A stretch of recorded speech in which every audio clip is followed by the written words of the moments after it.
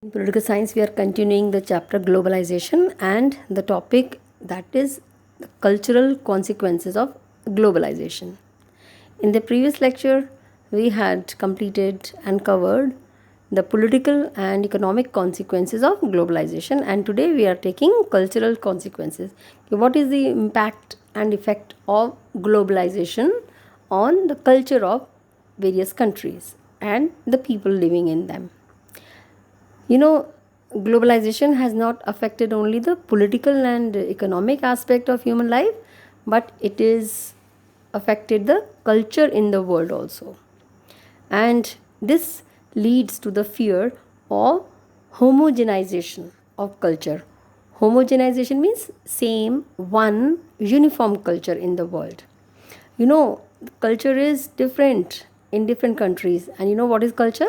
Culture is the lifestyle, food habits, dress up, observing and celebrating the festivals, the overall lifestyle of people living in different parts of country. They lead their life, they have their different ways of leading their life, and that is not same everywhere. Different people, even in one country also, they have different culture. As we in India also, we are known for unity in diversity, and that is all mainly because of the culture followed by various communities, various groups of people in our country. Similarly, different countries also have different types of various cultures within one country also.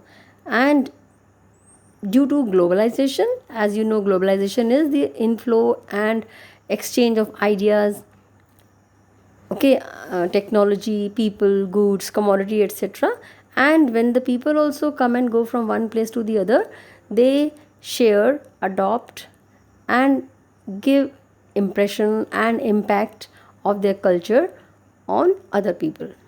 So that may lead to the homogenization of culture, and this is not done by the weaker countries or not fully developed countries, but this is the imposition, the cultural imposition is done mainly by the developed countries of west on less developed countries or weak countries in the world. And this is a kind of hegemony also. You have done this in one of our chapters that we have done already. So that is soft power or cultural hegemony of one country or supremacy, and that is imposed or knowingly or unknowingly, automatically it is adopted and followed by various peoples of various countries. So this is done by politically and economically dominant powerful countries of the West, or for example USA also. And it has affected our lifestyle, food habits, dress sense, and everything in our life. Like McDonaldization is very popular.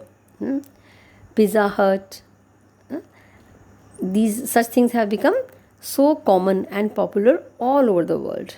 So thus the culture of leading countries leaves its impact on less powerful countries, and it is a kind of soft power, as I have already told you, or hegemony of superpower. It is dangerous as it shrinks the rich heritage and culture of various countries. For example, jeans culture. Jeans, you know, that started from USA, America, and it is commonly seen all over the world. So, jeans culture or fast food. These are some of the examples of American culture. Besides them, we celebrate many festivals also. New Year, for example, Christmas also, Valentine days also. These are all culture of leading countries that are followed by other countries also. However, we should not see only the negative aspect of cultural consequence, okay, of globalization.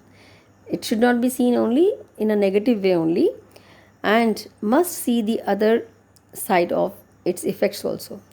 As we know that culture is not a static phenomenon, that is growing, that is developing, evolving, and it is dynamic in nature. So culture is not same, it does not remain same all the time all over the world. It grows, many new changes take place, and these new changes that are useful, they are due to the globalization only. All right. And they get affected by outside cultures, as well as they enlarge our choice, and modify it with eradicating it. Okay. Not completely, but we modify. It does not eradicate, remove, finishes the culture completely.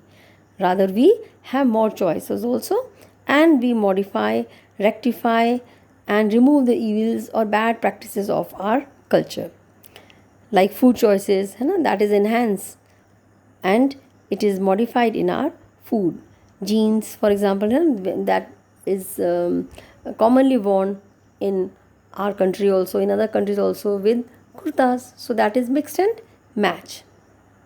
All right.